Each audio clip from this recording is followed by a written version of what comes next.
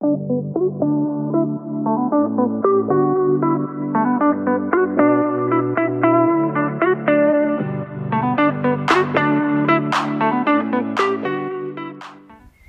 tout le monde!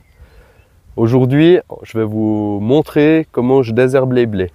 Donc comme vous pouvez voir derrière moi, je suis avec le tracteur et puis la herseterie. Et puis là, on a une parcelle où c'est assez intéressant. On avait un mélange d'herbe avec de la luzerne dedans. Et puis on n'a pas labouré. J'ai passé le rotobio, donc c'est une espèce de fraise en fait qui travaille sur 5-7 cm. Et puis vraiment qui va scalper en fait l'herbe et puis la faire sécher. Ça fonctionne bien à condition qu'il fasse beau et puis sec derrière, puisque l'herbe sera scalpée. Et pour qu'elle sèche en fait, il faut impérativement qu'il ne repleuve pas dessus, sinon elle a tendance à redémarrer. Donc ça a super bien marché dans cette parcelle. Petit désavantage, je ne sais pas si c'est dû à ce rotobio, mais plutôt aux graines de mauvaises herbes qui sont en latence dans le sol. C'est un champ qui n'est pas propre du tout et ça vaut la peine de le montrer. Donc je fais un passage de herseterie seulement maintenant. On n'a pas eu beaucoup de temps plus tôt pour la passer, ou bien pas des conditions qui étaient optimales. Soit c'était trop humide, soit ils annonçaient de l'eau juste derrière et puis ça n'aurait pas servi à grand chose de la passer. Et le résultat de cette parcelle, c'est qu'elle est vraiment envahie de mauvaises herbes. Donc j'ai laissé une bande témoin pour voir un peu, je vais vous montrer. Et puis ensuite, je l'ai passée hier dans un sens et j'ai décidé aujourd'hui de la repasser dans l'autre sens, donc à rebrousse-poil, pour vraiment essayer d'arracher le maximum de mauvaises herbes en regardant si les dégâts sont acceptables. Donc je vais vous montrer maintenant ce que ça donnait à la base.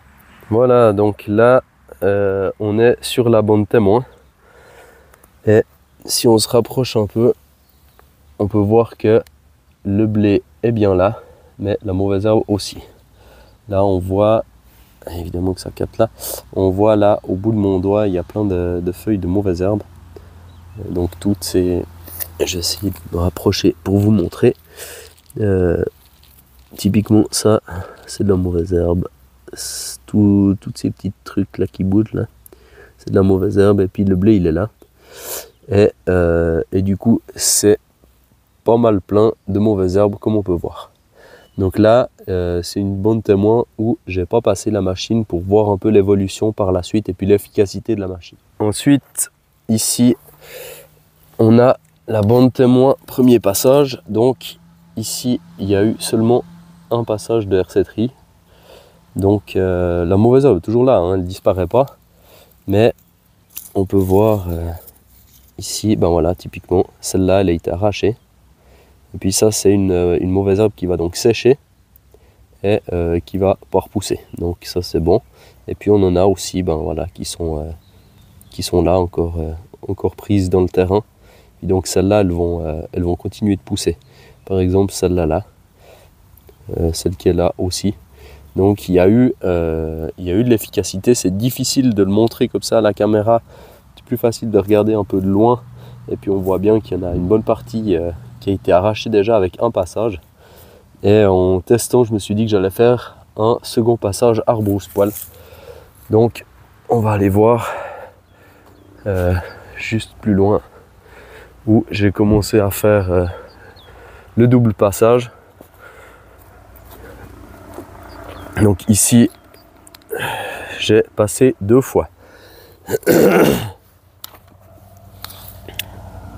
Et donc, on peut voir typiquement que ça, là, il y a un bon bout qui est arraché.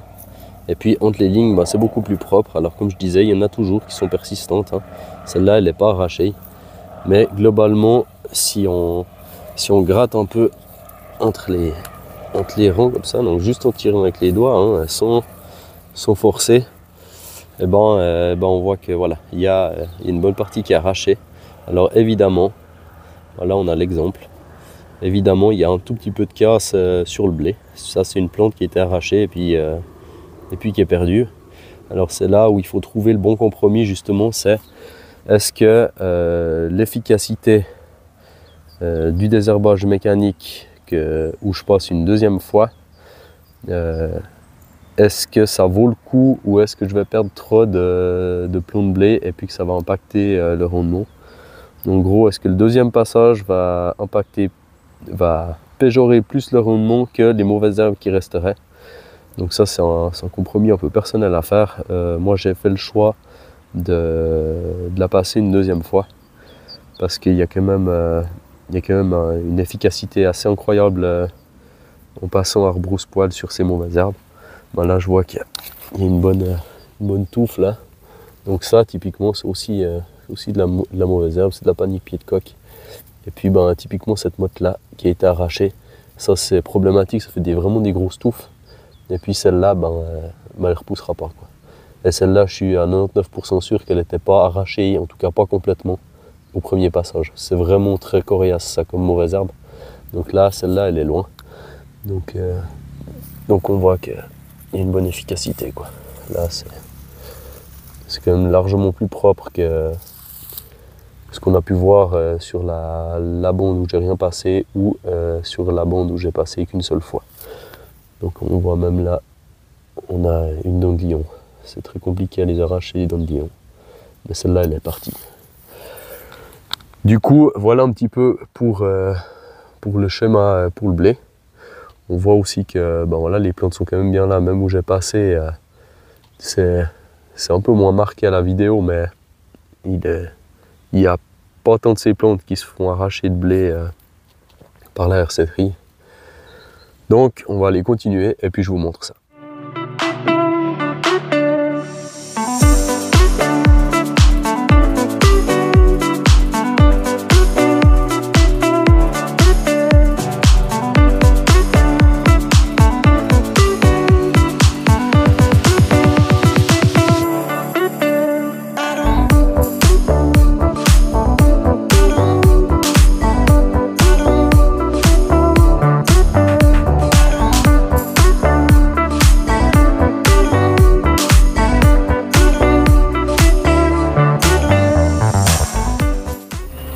Alors là, je vous ai repris dans le tracteur.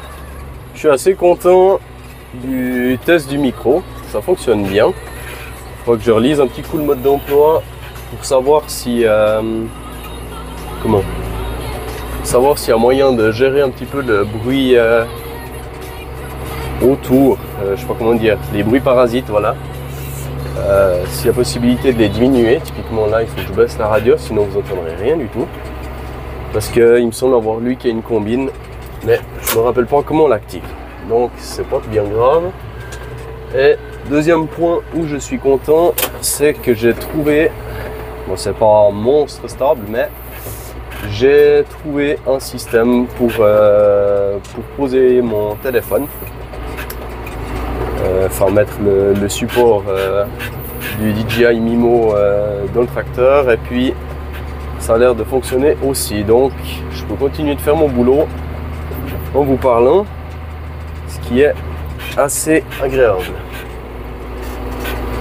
Donc je vais refaire un petit tour dans la parcelle, je vais tâcher de vous refaire un ou deux plans et on se retrouve tout à l'heure.